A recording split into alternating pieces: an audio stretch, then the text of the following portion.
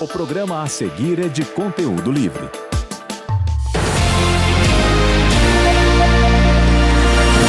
Começa agora o Jornal da Manhã Paraná. Direto dos estúdios do Grupo RIC em Curitiba.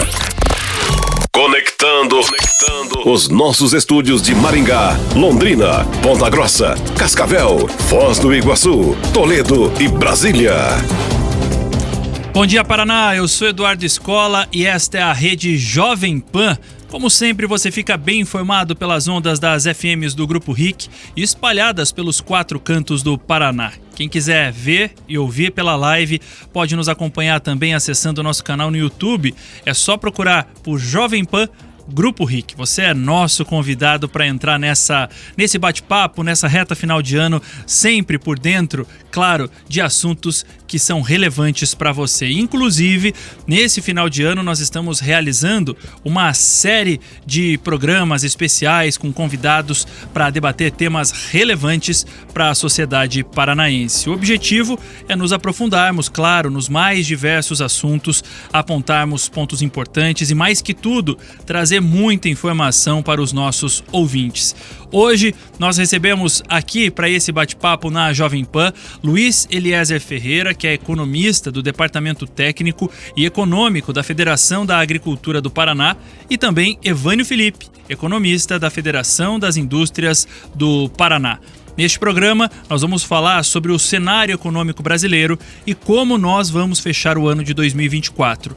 Pessimistas ou otimistas com o que vem por aí? Eu te convido, a partir de agora, a acompanhar esse bate-papo. Jornal da Manhã Paraná.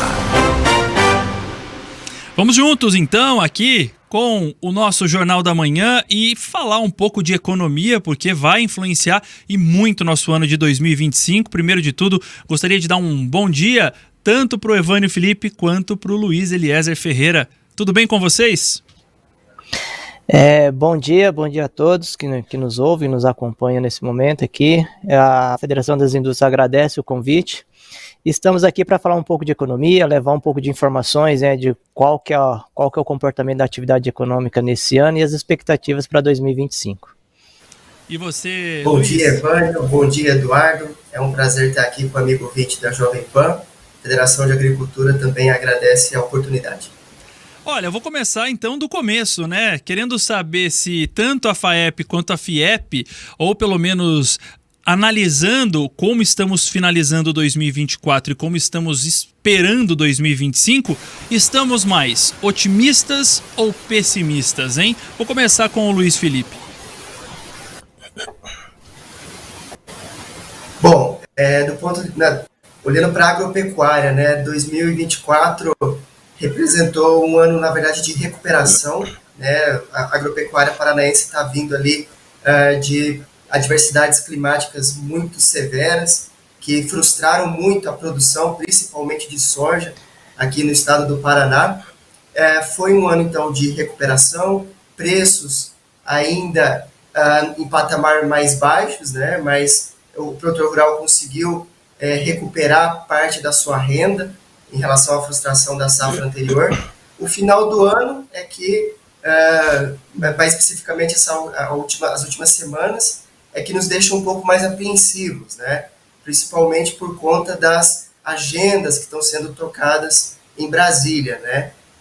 Então, 2024, dentro da porteira, foi um ano bastante positivo e os principais desafios e gargalos da agropecuária paranaense estão, nesse momento, fora da porteira, né? O que acontece no mundo, o que acontece em Brasília, o que acontece no clima. Esse de modo geral, é o panorama que tenho para esse início de conversa, Eduardo. Então essa daí é a opinião do Luiz Eliezer Ferreira, que é economista da FAEP, aqui, Federação da Agricultura do Estado do Paraná. E aí eu já passo a bola para o Evânio Felipe, economista da FIEP, porque eu acho importante a gente entender como esses dois setores encaram, né, o final de 2024 e o início de 2025. A FIEP, ou pelo menos você, Evânio, otimistas ou pessimistas, hein? Olha, Eduardo, vamos entender melhor, né, esses dois conceitos, né? Se a gente colocar aqui, analisar a produção industrial, Hoje, por exemplo, o IBGE está divulgando os dados da produção industrial em nível regional no Brasil, né? E a última informação que nós temos aqui, que a produção industrial nesse ano aqui no estado do Paraná está crescendo em torno de 4,2%. Na comparação com o mesmo período do ano passado. Quando você pega esse resultado desse ano com o mesmo resultado do mesmo período do ano passado, por exemplo, o ano passado cresceu 1,7%, isso mostra que a atividade nesse ano, a atividade industrial, a atividade produtiva, ela vem, né, num ritmo muito bom e positivo, né? Se a gente olhar os indicadores de mercado de trabalho dentro da indústria aqui no estado do Paraná, isso acaba refletindo um pouco esse otimismo, né? Então, para esse ano que a gente tem observado, né, olhando basicamente esse indicador, tem sinalizado nessa direção mais otimista. Para 2025, aí o cenário é um pouco mais adverso, né, mais complexo, aí você tem um conjunto de fatores que pode afetar a atividade econômica como um todo, né, no Brasil, no mundo. Isso pode atrapalhar, não digo atrapalhar, mas diminuir esse ímpeto, né, de crescimento da atividade produtiva aqui no estado. Então tá aí o Evânio Felipe da Federação das Indústrias do Paraná. E aí, assim, a gente sabe que economia, falar de economia no Brasil, como vocês disseram nas respostas dos dois, tanto no campo da agropecuária quanto da indústria, nós temos assunto para muito mais de um programa, mas vamos começar já falando dos temas sensíveis a este ano, dessa última medida, ou pelo menos uma das últimas medidas anunciadas pelo governo federal. Quero saber o que vocês acharam do pacote de corte de gastos. A gente pode considerar uma medida pouco ambiciosa, não resolve os problemas, ou pelo menos a gente pode encarar como um primeiro passo? Sem dúvida, falando sobre o corte de gastos, né, é uma medida necessária, fundamental, né, o diagnóstico todos temos, né, o mercado tem esse diagnóstico. Ele foi enviado ao Congresso Nacional, e no Congresso Nacional a gente encontrou uma situação um pouco meio paradoxal, né, digamos assim. De um lado, o governo federal, a União, fazendo esforço para redução de gastos, né, já que a trajetória da dívida pública é crescente, e de outro lado, nós temos parte do Congresso Nacional brigando para aumentar os gastos, né, principalmente por conta das emendas, né. Estive lendo um artigo essa semana em que os deputados estão colhendo assinatura para enviar uma PEC, né, fazer uma proposta de emenda à Constituição para aumentar o percentual obrigatório de emendas parlamentares, né? Isso, sem dúvida, vai representar um aumento de gastos. Então, a mensagem que chega no mercado é uma mensagem, digamos que truncada, né? De um lado, é reconhecido que precisamos reduzir gastos, que o Estado precisa reduzir o seu tamanho, justamente visando essa preocupação com a inflação, e de outro lado nós temos parte do nosso Congresso Nacional, parte dos políticos trabalhando para aumentar esses gastos. Então a mensagem que chega para analistas, para o mercado, é essa mensagem truncada. Ou seja, é aquela mensagem de que estamos fazendo, mas não estamos... Estamos falando, mas não estamos praticando. É basicamente isso? Dá para entender, ou pelo menos interpretar assim, Evânio? Seguindo na mesma direção que o Luiz tem comentado aí, me parece que pelo menos o mercado está lendo, né, está interpretando dessa forma que esse ajuste, né, ou essa promessa de ajuste, ela pode ser um pouco insuficiente, né, a contar pelas informações que foram divulgadas até agora, e depois desse aumento da taxa de juros, enfim, né, que o lado fiscal ainda sinaliza um ponto de preocupação, né, para esse ano. Tá? Para esse ano e para os próximos anos, né? E isso, querendo ou não, acaba refletindo no comportamento da taxa de juros, né? E se o governo não faz a sua parte, como o Luiz disse, né, aí o pagamento, né, de juros sobre a dívida é um valor muito grande, muito alto, aí, de acordo com as últimas informações, nos últimos 12 meses são mais de 800 bilhões de reais, né? Então isso é um montante muito alto. Se de repente um aumento da taxa de juros, que como aconteceu, ia provavelmente mais a sinalização de aumento de mais 2 pontos percentuais até março, isso tende a agravar a situação, Então o Estado teria que fazer a sua parte no sentido de reorganizar suas contas, né, pelo menos ter um equilíbrio, né, no seu orçamento entre receita e despesa de forma zerada, né, para que isso não se torne um problema lá na frente, né, de 2025, 2026. Então a grande preocupação é quão do tamanho, né, dessa reforma fiscal, ela pode impactar de forma positiva no sentido de reverter essa trajetória de juros, né, que a gente tem nesse momento apresentada aí na última reunião pelo Banco Central. O Banco Central, né, desculpa, não, pode complementar. Ele está fazendo a leitura que nós fizemos aqui, né, o Estado, a União não está conseguindo, está com dificuldades de passar o ajuste fiscal. Então, do lado monetário, ele está fazendo o papel dele, né, que foi aumentar a taxa de juros e com essa perspectiva de mais aumentos nas próximas reuniões do Copom, né, foi isso que o Evânio colocou. Então, e isso também gera aumento de gastos, né, a perspectiva é de mais 50 bilhões a cada ponto percentual de aumento na taxa básica de juros. Então, e aí há uma outra preocupação, né, Evânio, de a gente está próximo de uma dominância fiscal, que é quando justamente esse aumento de taxa de juros para controlar a inflação não surte mais efeito, né? Não traz mais resultados. Né? Algumas análises estão indicando que a gente está no limite já da dominância fiscal. Ou seja, não vai o Banco Central continuar aumentando a taxa de juros, não trará os resultados que a gente espera, que é redução da inflação, e pelo contrário, pode gerar mais inflação. Né? Assim, quando um leigo ouve vocês falando assim, ou pelo menos a gente entendendo essa percepção, né, de Banco Central de um lado, aí o Congresso entra com outros debates do outro, aí vem o Ministério da Fazenda, enfim, a gente entende que se falassem todos a mesma língua, ou pelo menos buscassem um equilíbrio, as coisas seriam... Eu digo que facilitaria muito o caminho que a gente precisa percorrer, né? Esse é o caminho mais viável. Por favor, Luiz, por favor. Então vamos lá. Não, esse seria o caminho ideal, esse é o caminho dos sonhos, né, em qualquer economia, né? Quando você tem um Estado cujas contas são equilibradas, receitas igual a despesa, isso gera um conjunto de dinâmicas, né, que pode impactar de forma positiva lá na ponta final, que é o consumidor. Né? Então, por exemplo, né, de acordo com as informações que saíram dessa última reunião do Copom, está muito claro lá a preocupação em relação a esse lado fiscal dentro da economia brasileira.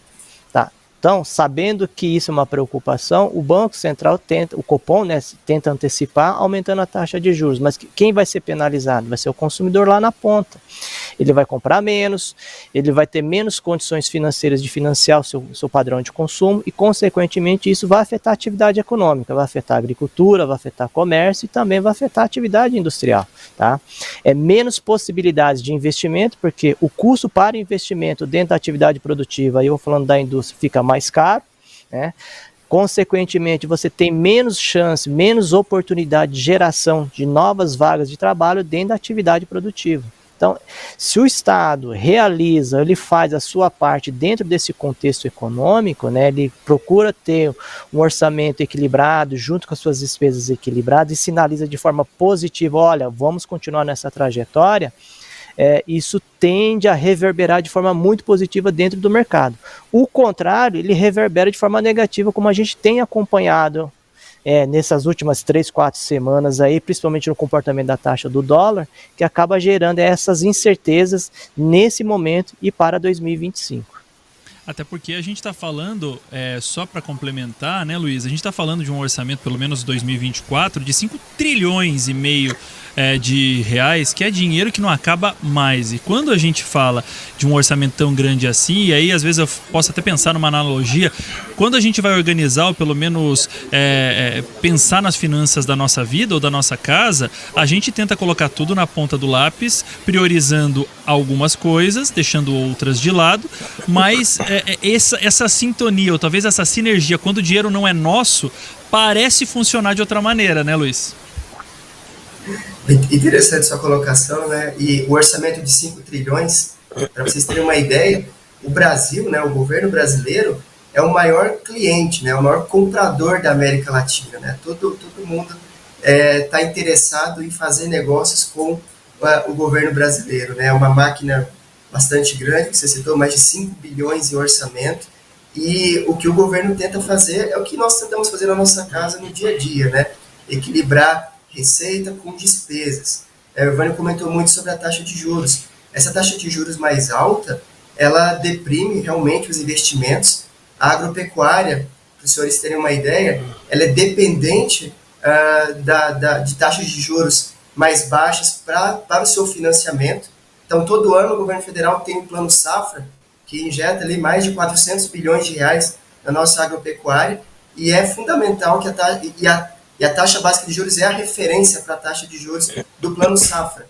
Então, uma taxa de juros menor significa mais investimentos, significa mais recursos para custeio, mais recursos para investimento, para a produção de alimento mais barato. Ou seja, a taxa de juros mais alta, no longo prazo, deprimindo os investimentos, ela reduz a oferta, né? A própria oferta de bens e serviços, o que gera mais inflação. Então, toda a discussão está em torno de como controlar a inflação, como trazer divisas para o Brasil. Foi comentado sobre a taxa de câmbio.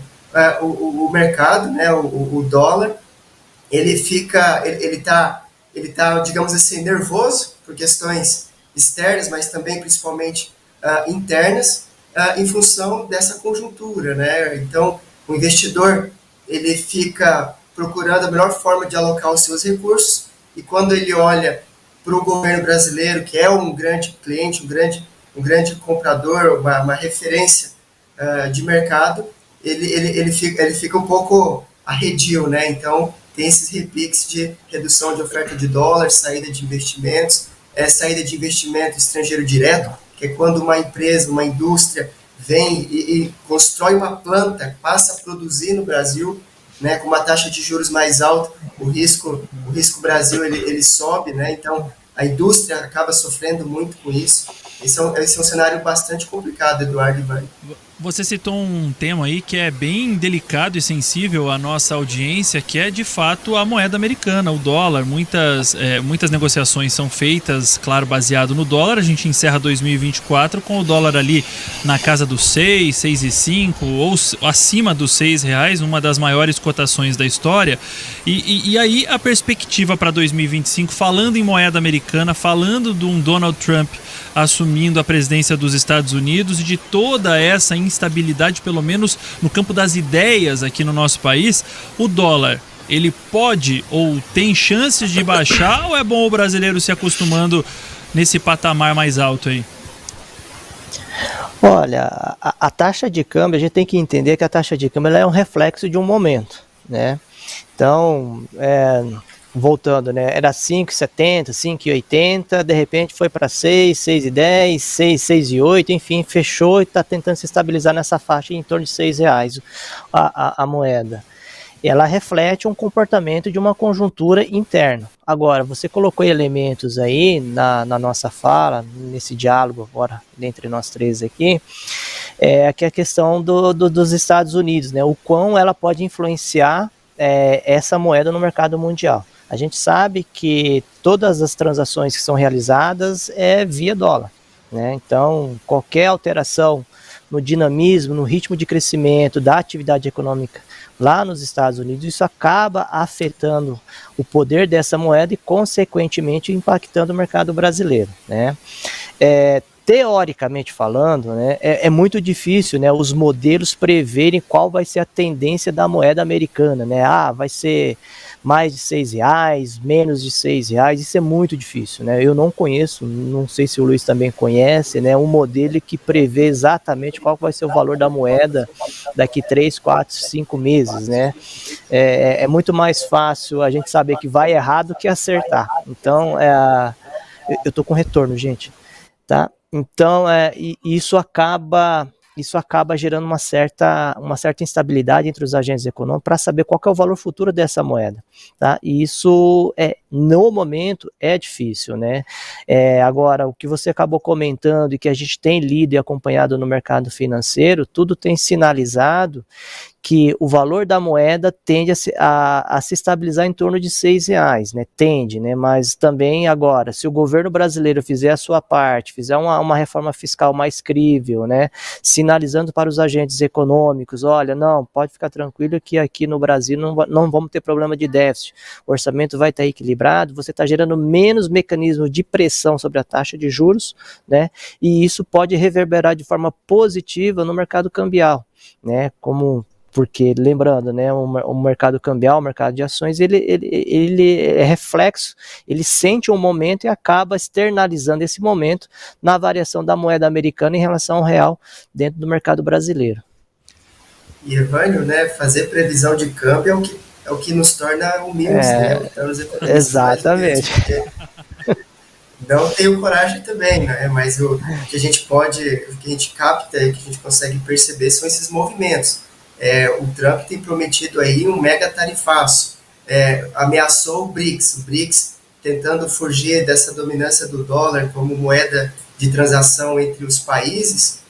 O BRICS tem atuado para tentar utilizar suas moedas locais e o Trump já ameaçou. Se eu usar outra moeda que não o dólar, vou meter tarifa em todo mundo.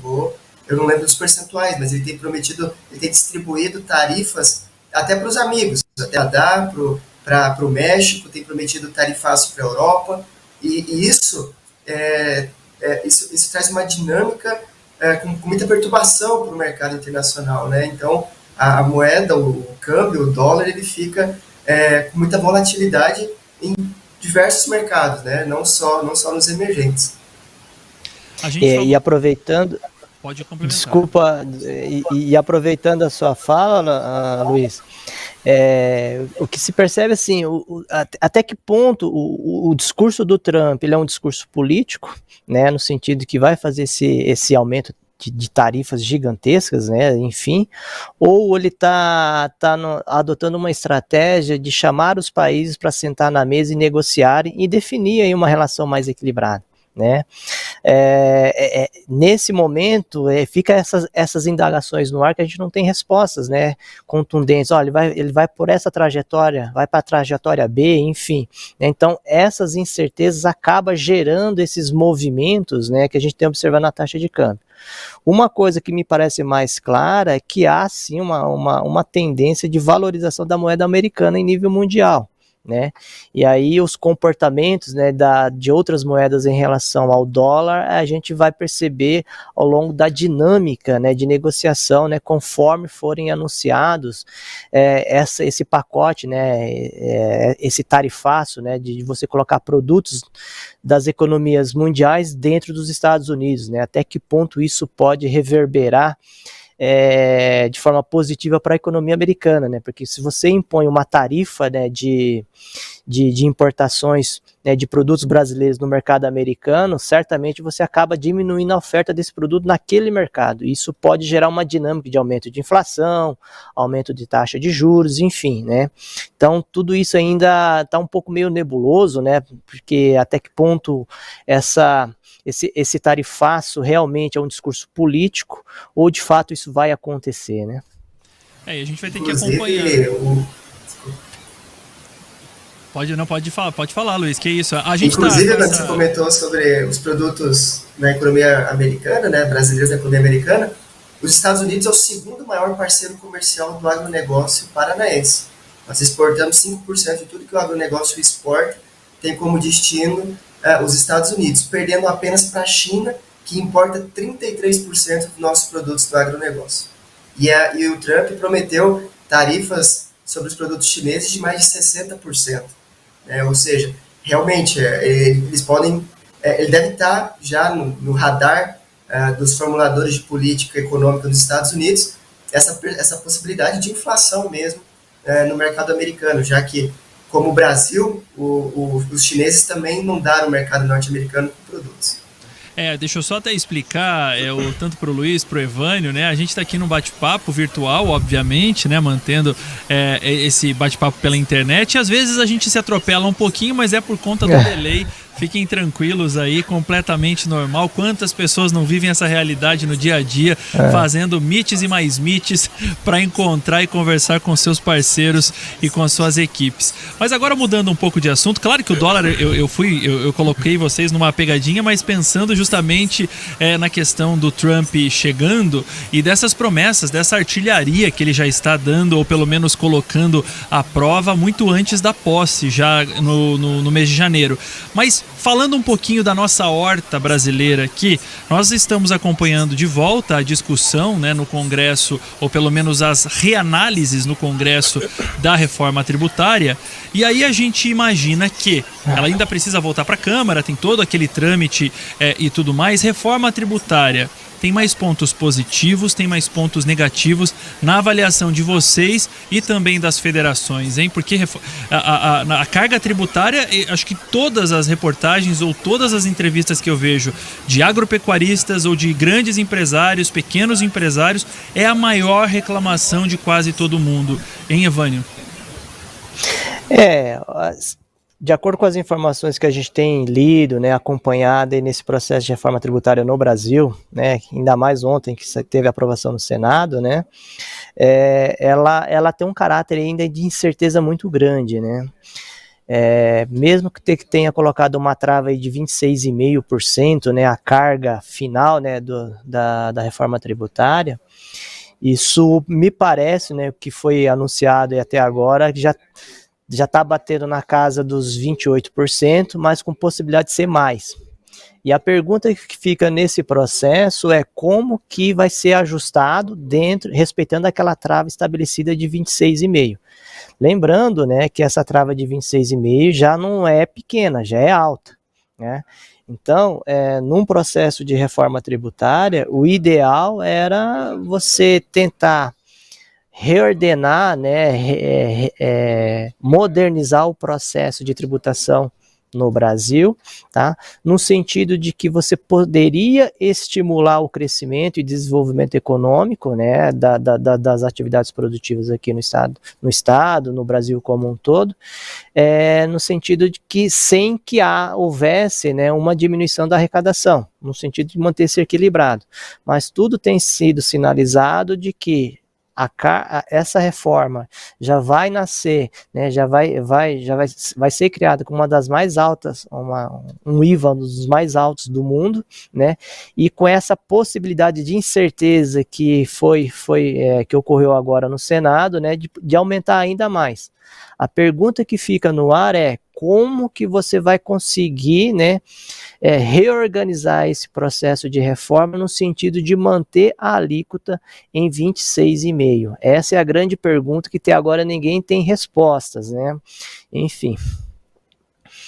O grande temor, eu não sei se o Luiz concorda ou não, é entender ou saber se essa meta, esse teto, enfim, ele vai ser cumprido na prática, que acho que talvez é o maior temor, né, Luiz? É interessante a gente pontuar que foi estabelecido o teto de 26,5%, só que o projeto já previu o que deve ser feito quando esse teto é alcançado, é atingido, né? Ele prevê que o governo deve enviar um expediente ao Congresso Nacional para fazer com que volte para o teto, mas ele já está saindo do Congresso fora do teto. Assim, eu não gostaria de usar a palavra é uma loucura, mas é uma loucura tudo isso. O Brasil, né, vai liderar em nível mundial a tributação sobre consumo, 26,5%, 28%, que seja, né, já é o maior do mundo. A minha preocupação, e aí eu trago lá lembro lá das aulas de economia na faculdade, a curva de Laffer, né, que é quando esse aumento da carga tributária, ao invés de aumentar a arrecadação, vai diminuir a arrecadação do Estado. A tributação sobre consumo no Brasil é um patamar muito elevado. E uma tributação muito alta no consumo significa menos consumo, né? As pessoas vão trocar de roupa, eu digo, trocar o seu guarda-roupa com menos frequência, já que a carga tributária é muito alta. Ele vai acessar menos bens e serviços por conta dessa carga tributária muito alta no consumo. Inicialmente, pensou-se em manter seu equilíbrio da carga tributária, não aumentar tributos, mas não é o que a gente tem visto, né? A gente tem visto, acompanhando as discussões e a lista de bens e serviços que estão entrando com desconto de 60% na tarifa padrão ou com tarifa zerada. Quando a gente olha as melhores práticas no mercado internacional, você tem basicamente alimentos com alíquota zerada. Então, por isso, felicitamos a ideia da cesta básica com diversos itens com alíquota zero, porque tributar alimento, né, é uma coisa que não faz muito sentido, digamos assim. De modo geral, os países que adotam o IVA, eles não tributam alimentos, né, e mantêm uma carga tributária padrão para todos os demais bens e serviços. Isso reduz burocracia, isso traz agilidade, isso traz transparência para a arrecadação. Hoje, no ICMS, por exemplo, a gente não consegue dizer com exatidão qual que é a alíquota de determinado bem ou serviço. A gente tem sempre um grande depende. Depende se ele é diferido, depende para quem você está comprando ou quem está vendendo. Tem uma série de dependes. E isso, a reforma tributária vai conseguir corrigir essa distorção. Então, por isso, ela é importante, ela tem potencial para aumentar o desenvolvimento, o crescimento da economia brasileira nos próximos anos, mas o ajuste precisa sair muito fino do Congresso Nacional. Como você pontuou, agora ela volta para a Câmara dos Deputados. O Senado Federal incluiu diversos produtos, diversos bens e serviços, a alíquota padrão foi para 28%, a maior do mundo, se eu não me engano, só a Hungria está no mesmo patamar, e a gente olha para países desenvolvidos como Estados Unidos, esse percentual é muito menor, entre 8% e 12%. Então, o consumidor americano tem condições de consumir muito mais bens e serviços em função da baixa tributação no consumo. Impacta no nosso dia a dia, né? No dia a dia de todo brasileiro. A gente está falando de indústria e agricultura, mas isso afeta, na verdade, a ponta que faz com que a roda da indústria, da agricultura gire, né, Evandro? Olha, Eduardo, se a gente for dentro dessa nossa fala, essa reflexão, se a gente entender assim, que o sistema tributário brasileiro, vou usar um termo aqui, é um manicômio, né, cheio de itens, cheio de leis, enfim, que fica muito difícil, né, para o empresário, né, que quer investir no mercado brasileiro, ou para o próprio brasileiro, né, quer se tornar um empresário e investir, aumentar a sua produção, de entender essa realidade tributária, né, e querendo ou não, dado esse manicômio, isso atrapalha, por exemplo, você atrair investimentos no mercado brasileiro. Né? Quando um investidor chega aqui, olha como que é a estrutura de cobrança de impostos no Brasil, ele se afasta, ele fica, opa, será que eu estou fazendo certo? Né? Se caso ele venha investir, estou fazendo certo? Não estou, eu corro risco de ser penalizado pela lei, né, por sonegação fiscal. Então, assim, um ponto muito positivo nesse processo, que são quase 3 décadas discutindo, né, o processo de reforma tributária no Brasil, é o fato da gente chegar num ponto, criou-se uma maturidade e falar, não dá mais, ou a gente faz essa reforma, cria as condições ideais para realizar essa reforma e vamos implementar dentro de um possível, né, dentro de uma possibilidade, dentro de uma razoabilidade que esse sistema funcione de forma equânime para todos, né, e de tal forma que a reforma ela tem que ser propositiva, no sentido de você fomentar a atividade econômica, fomentar o crescimento econômico. Né? Lembrando, né, até pegando um pouco da fala do Luiz, né, a carga tributária do ponto de vista do consumo já nasce muito alta, né? O que quer dizer isso? Se eu tenho R$100 no bolso, teoricamente eu vou pagar R$26,50 de impostos. Então essa diferença é o que eu tenho no meu bolso de verdade para consumir. Se o Estado faz uma conta, fala, não, em vez de ser R$26,50 a alíquota final, eu coloco para 20%. Tá, a alíquota final. Então, quer dizer, eu deixo mais dinheiro no bolso das pessoas para consumir bens e serviços dentro da atividade econômica. E nesse processo de consumir bens e serviços, eu estou ativando, né, eu estou incentivando maior nível de produção, maior nível de emprego e, consequentemente, isso está sendo gerado impostos. Tá? Então, a reforma tributária ela é positiva, uma vez que está acontecendo, né? Mas ela deveria vir num patamar que fosse mais coerente com a realidade de outros países que estão no mesmo nível da economia brasileira, né? Cobrar um IVA menor, enfim, que incentivasse, né, do ponto de vista mais positivo, né, o dinamismo da atividade econômica como um todo. Ou seja, eu vou ser bem sincero que eu sou uma pessoa, eu não sou um especialista em economia, obviamente, eu sou muito mais curioso de buscar as informações econômicas do que um grande entendedor e posso até me considerar um leigo informado sobre o assunto. E a grande impressão que eu tenho quando eu escuto os debates no Congresso, vendo os senadores debatendo antes de reenviar o texto para a Câmara, a sensação que eu, como leigo, tenho é que parecemos nadar para morrer na praia, porque a sensação que dá é que eles não querem ouvir ninguém, né? Eles querem tomar a sua razão para si e tocar o barco para ver onde vai dar. Mas que bom que essas ponderações, ou pelo menos essas ideias que vocês trouxeram aqui, mostram que a gente tem uma luz no fim do túnel. A gente pode pensar numa luz no fim do túnel, mesmo diante de um cenário um pouco ainda mais temeroso. Vocês falaram aí, estamos com uma meta de 28%, superando, acho que a gente só não supera, né? Como vocês disseram, a Hungria. Já superamos a Hungria, né? Também, que tem a maior IVA do mundo, né? Então, ou seja, o Brasil ele ganha as manchetes de uma maneira aí pessimista quando a gente fala de final de ano. E ainda falando de final de ano, taxa básica de juros, se eu não me engano o Evânio comentava, né? Estamos em 12,25%, podendo aumentar esse número até março. Mas eu queria saber da indústria, da agricultura, do agronegócio, como que essa taxa impacta diretamente no dia a dia de vocês, hein? Bom, Eduardo, quando a gente.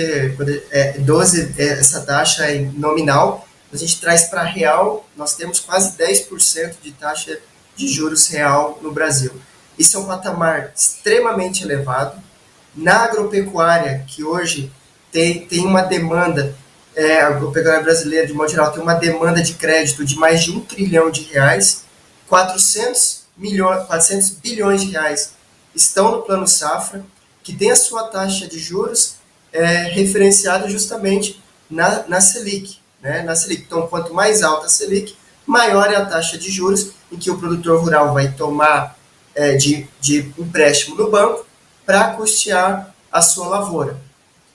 Ou seja, o impacto é direto no custo de produção do produtor rural, né? Ele vai produzir alimentos de forma mais cara. Ele pegou um crédito mais caro para produzir alimentos. Então, esse é um gargalo que ele tem fora da porteira. E há o risco ainda das adversidades climáticas.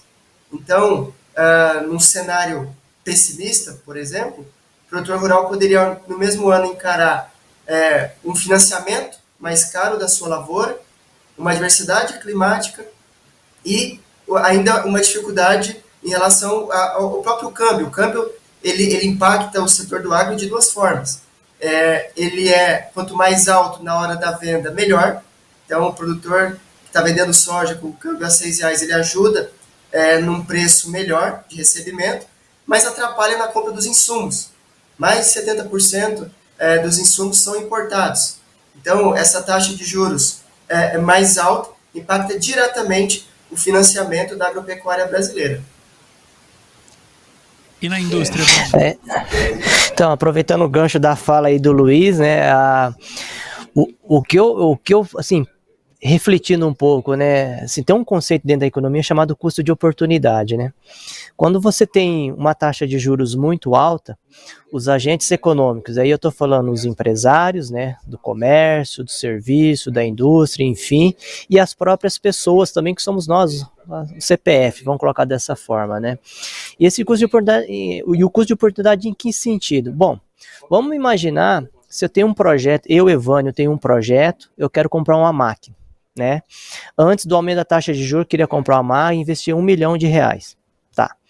Só que eu não tenho dinheiro para comprar essa máquina, eu vou ter que financiar. Tá? Isso antes do aumento da taxa de juros. Então, eu planejei, vou comprar o ano que vem. Quando eu olho esse novo cenário de aumento da taxa de juros, eu fico pensando assim, cara, eu não consigo financiar porque vai ficar mais caro para mim esse produto. Então eu fico naquele limbo, né? Compro a máquina ou eu pego, teoricamente, uma parte desse dinheiro e eu invisto no mercado, rentabilizando esse dinheiro, né, que seria para investimento da compra de uma máquina, colocaria no mercado para ter renda, né, decorrente dessa taxa de juros. Tá? Então esse é um custo de oportunidade quando o Banco Central, o Copom, enfim, sinaliza uma alteração da taxa de juros. Não estou falando que está certo ou está errado esse aumento da taxa de juros, tá? Mas é no sentido assim, que isso gera essas novas percepções, novas oportunidades dentro da atividade econômica. O empresário, o empreendedor que quer pegar seu dinheiro, aplicar, comprar uma máquina, gerar bens e serviços, enfim, gerar um dinamismo econômico, ele pega esse dinheiro e vai aplicar no mercado financeiro. E no mercado financeiro tem toda uma dinâmica, também positiva, enfim, mas diferente da economia real, vamos colocar dessa forma, né? Ou se eu compro uma máquina, uma empresa tem que vender essa máquina, mas a empresa que é fornecedora dessa máquina, ela tem que contratar mais mão de obra para produzir essa máquina para vender para mim. Se eu coloco essa máquina no meu parque fabril lá para produzir bens e serviços, provavelmente eu vou ter que contratar mais gente para trabalhar dentro dessa máquina. No mercado financeiro a dinâmica é diferente. Então, o aumento da taxa de juros, ela aumenta esse custo de oportunidade. O empresário, ele fica naquele ponto, será que vale a pena realmente eu comprar uma máquina ou pegar esse dinheiro que eu tenho aqui e aplicar no mercado financeiro e esperar definir qual vai ser a trajetória, né, da taxa de juros no mercado brasileiro, né? Então, esse custo de oportunidade acaba influenciando, né, as expectativas dos empresários, indústria, no caso do setor agrícola aí, enfim, né, que pode moldar um novo dinamismo dentro da atividade econômica no Brasil. Olha só, você que está chegando agora com a gente aqui na nossa Jovem Pan, nós estamos conversando com o Luiz Eliezer Ferreira, economista da Federação da Agricultura do Estado do Paraná, e com o Evânio Felipe, economista da Federação da Indústria do Estado do Paraná. Hoje nós estamos abordando num tema macro, vamos dizer assim, se teremos um 2025 ou podemos esperar um 2025 mais otimista ou mais pessimista, dependendo de algumas decisões. Aqui no nosso quase meio do nosso bate-papo, eu entendo que podemos pensar em otimismo, mas se as decisões forem tomadas sem muita clareza ou talvez sem muita orientação de técnicos especialistas, o pessimismo às vezes pode pegar mais forte. Vamos torcer e cruzar os dedos para terminar 2024 como um ano de aprendizado e um 2025 para que a gente possa ter mais clareza. Falando em clareza, tanto Evânio quanto Luiz, vocês acreditam que o governo vai cumprir a meta fiscal? Porque o Haddad e a Tebet têm usado esse tema, ou pelo menos não tiram esse tema da boca, né? É complexo a sua pergunta, né? Tudo tem sinalizado, pelo menos os discursos políticos mostram que eles vão cumprir, né? Vão manter, né, esse equilíbrio fiscal. Agora, o discurso político é um, o dia a dia é outro, né? Se a gente olhar o dia a dia e ver principalmente o mercado financeiro, né, o mercado de câmbio, né, enfim, ele acredita que não, ele está um pouco avesso, está um pouco receoso sobre esse comportamento, sobre essa trajetória, né, do qual vai ser a política fiscal até o final desse ano e para os próximos meses aí, ao longo de 2025, né? Se de repente o governo sinaliza que não vai cumprir, isso certamente vai impactar o mercado de câmbio, né, enfim, e taxa de juros, como já desenhado essa trajetória até março, né, da possibilidade de aumentar mais 2 pontos percentuais, tá? Enfim, aí é uma decisão política, né, do governo brasileiro de querer fazer isso. Se ele não fizer, já sabe mais ou menos quais são as possíveis trajetórias de impacto, seja em câmbio, seja em taxa de juros e até na própria inflação também, né? E Luiz? Concordo com o Evânio, é exatamente esse o cenário que está desenhado. A gente tem visto um esforço, né, do governo central para ter o déficit zero, mas tanto o mercado quanto o formulador de política monetária, que é o Banco Central, tem indicado um caminho diferente, né, e e parte do mercado já está precificando isso, justamente com esse comportamento do dólar. Olha, agora vamos falar um pouco então a gente falou bastante do macro, né, do Brasil, obviamente que tudo que impacta o nacional chega aqui no nosso Paranazão, mas aí eu queria falar um pouco mais de Paraná, da situação do nosso estado atualmente. A gente sabe que existem muitos projetos, muitos gargalos também, a gente pensando em logística e tantos outros questionamentos. E aí o que eu queria saber é como que o Paraná está lidando, né? Ao mesmo tempo que precisa, ou que tem bons resultados de geração de emprego, tem bons resultados de conquista de alguns mercados, no nosso quintal aqui a gente enfrenta alguns problemas que impactam diretamente no produtor rural, no industrial. Como é que a gente termina 2024 no Paraná para a FIEP, hein? Então, olhando de uma forma geral, né, até eu disse inicialmente que a atividade produtiva aqui no estado, ela tem desempenhado de forma muito positiva, né, gerando impactos não só na produção, né, um aumento da produção, aí mês de outubro já saiu a informação, no ano a indústria paranaense está crescendo aí mais de 4%, que é bom, é um resultado muito bom. Poderia ser mais, né, se algumas outros fatores aqui pudessem trabalhar de forma positiva, né? Então, por exemplo, a infraestrutura de uma forma em geral, ela poderia contribuir de forma mais positiva, né, aumentando a nossa competitividade, aumentando a nossa produtividade aqui no estado. Tá? E produtividade e competitividade significa o quê? Produzir mais a um preço mais barato, do qual a população poderia consumir nossos produtos a um preço mais competitivo, mais barato, enfim, trazer bem-estar para o nosso estado, para as pessoas que vivem aqui no estado do Paraná. Tá?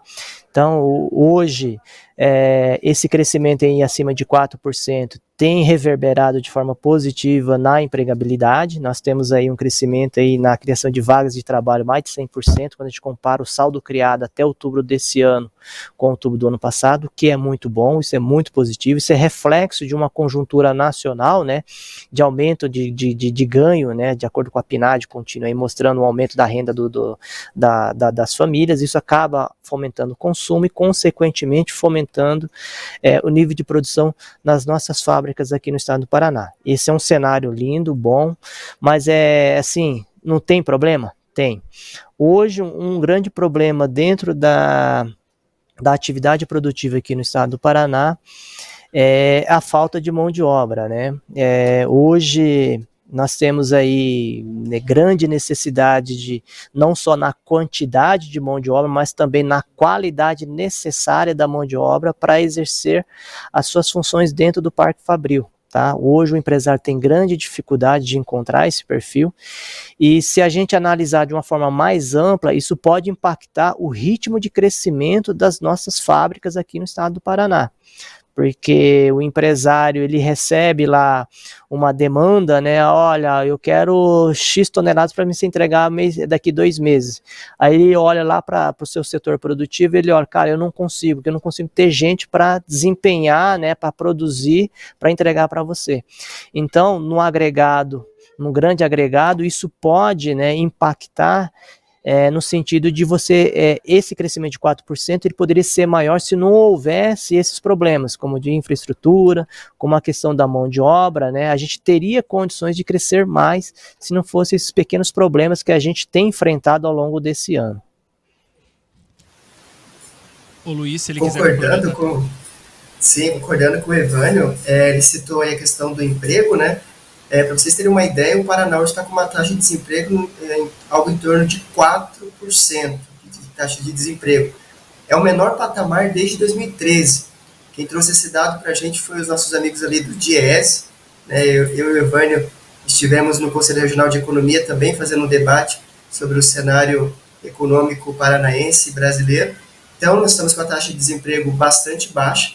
Na agropecuária, no setor agropecuário, o sinal é o mesmo. A dificuldade, o desafio é o mesmo, de encontrar mão de obra tanto em quantidade quanto em qualidade. Do ponto de vista da agropecuária, 2024 foi um ano positivo, apesar dos desafios climáticos do início do ano, do período da colheita da soja, que é a nossa locomotiva, digamos assim.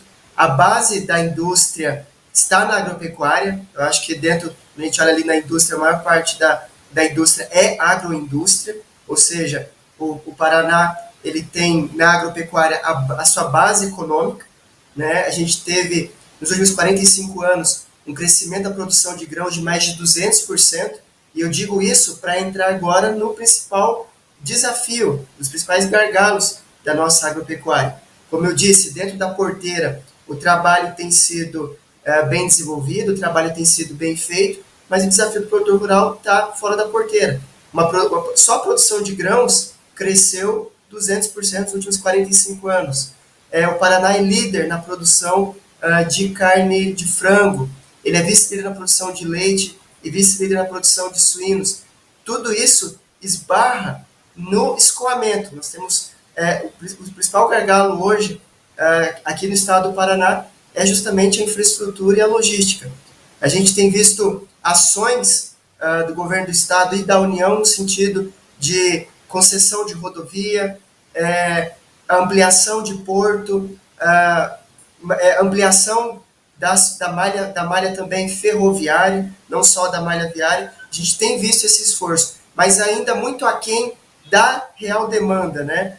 Nós temos a grande parte da nossa produção agropecuária está concentrada no oeste do Paraná. Tivemos recentemente o problema do bloqueio na 277. O escoamento da produção praticamente foi paralisado, né? E o Paraná exporta produtos alimentícios para 206 países no mundo. O mundo, eu acho que tem 206 países, exportamos produtos do nosso agronegócio para todos eles. Então, hoje, o grande gargalo, sem dúvida, é justamente a infraestrutura e a logística, que cai também na questão da taxa de juros, né? Os investimentos em infraestrutura e logística são muito altos, né? O que exige, muitas vezes, o consórcio de grandes empresas. Estamos falando de dezenas de bilhões em qualquer um desses modais que eu citei, tanto portuário, quanto ferroviário, quanto rodoviário. E a gente precisa também de planejamento, Eduardo. A gente precisa de planejamento. Nós temos hoje a ferrovia com capacidade de entregar até 30 milhões de toneladas por ano de produtos no nosso porto. Mas o porto parece que tem capacidade de receber apenas 12 milhões de toneladas. Ou seja, nós temos um gargalo muito forte também no setor de portos. Então, resgatando a pergunta inicial, como foi o ano de 2024 para a agropecuária, o que a gente espera? Nós tivemos, então, 2024 bastante positivo dentro da porteira, mas ainda com grandes desafios fora da porteira, Eduardo. Ou seja, tanto para a indústria quanto para o agronegócio é arregaçar as mangas e trabalhar, porque o papel de quem é empresário e de quem é agropecuarista está sendo feito, só que falta o contraponto, né? Exato, Eduardo, exato. Eu acho assim, pegando um gancho na fala do Luiz, né? Assim, vamos imaginar um cenário. Nós temos aí Maringá, Cascavel, Londrina, né, os grandes centros no interior do Paraná jogando seus produtos aqui para Curitiba, querendo vender seus produtos aqui em Curitiba. Diante desse cenário de logística ineficiente, né, quanto custaria o cara trazer o seu produto lá de Maringá para colocar aqui em Curitiba? Seria um preço X. Se nós tivéssemos um padrão tipo São Paulo de rodovias, ferrovias, enfim, um padrão de país de primeiro mundo, certamente o preço que sairia lá de Cascavel e chegaria aqui em Curitiba seria X, menos algum percentual, seria menor o preço, né? Então, provavelmente, esse produtor que estava lá em Cascavel venderia mais, né, porque o preço dele seria mais competitivo, e a população compraria seus produtos a um preço mais barato, né?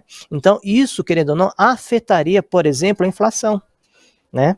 Porque isso tudo, né, essa ineficiência, ela faz parte, está lá embutida no preço final que vai compor os indicadores de inflação no Brasil. Né? Então, essa ineficiência acaba atrapalhando, né, digamos assim, e exigindo, né, por parte do Banco Central, essa maior precificação da taxa de juros para cima para controlar um processo inflacionário. Né? Então, se a gente tivesse uma logística, aí rodovias, ferrovias, portos, aeroportos, de padrão de primeiro mundo ou que atendesse às necessidades de crescimento da economia paranaense, certamente a gente teria menos focos de pressão sobre os preços dos produtos e menor seria a inflação lá na ponta final, que é o consumidor, que somos nós, né, que compra bens e serviços, né, para satisfazer as nossas necessidades, né. Então, apesar de o ano ser bom, mas a gente ainda continua tendo esses tipos de problemas, né?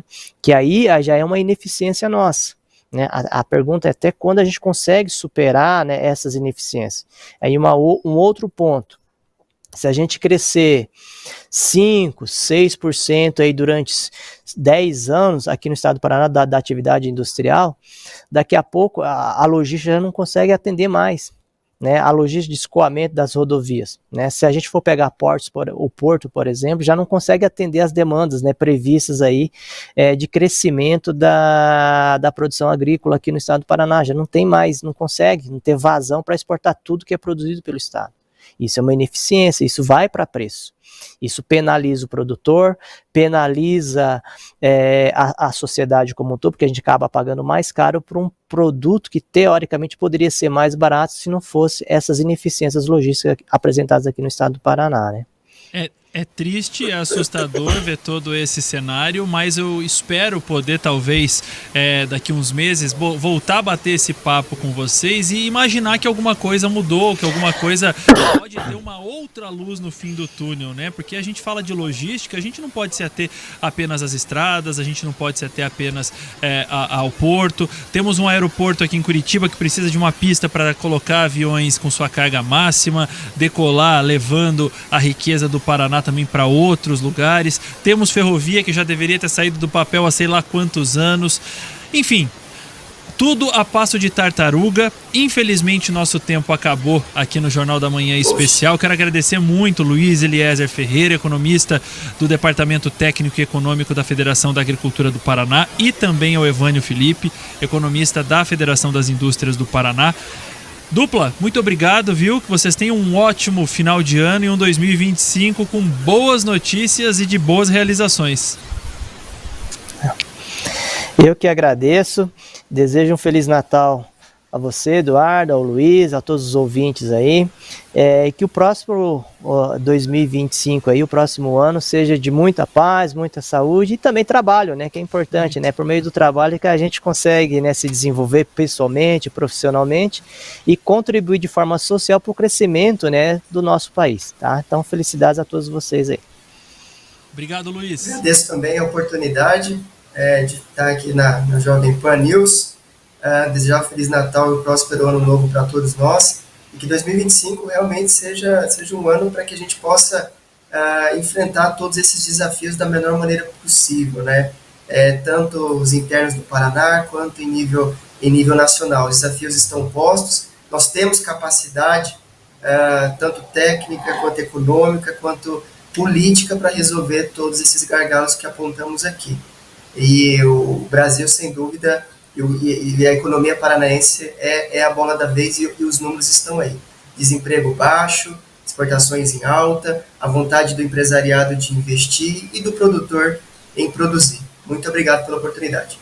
Eu que agradeço, muito obrigado. Programa especial sobre o balanço da economia e também sobre as perspectivas econômicas desse ano e do ano que vem termina aqui. Agradeço, claro, os nossos entrevistados, a você que continuou com a gente ao longo dessa hora. A gente se encontra numa próxima oportunidade. Obrigado pela audiência. Continue conosco nas ondas da Jovem Pan FM. Um ótimo dia para você, Grupo RIC, jornalismo de resultados. De segunda a sexta, às 7 da manhã. Jornal da Manhã. Paraná.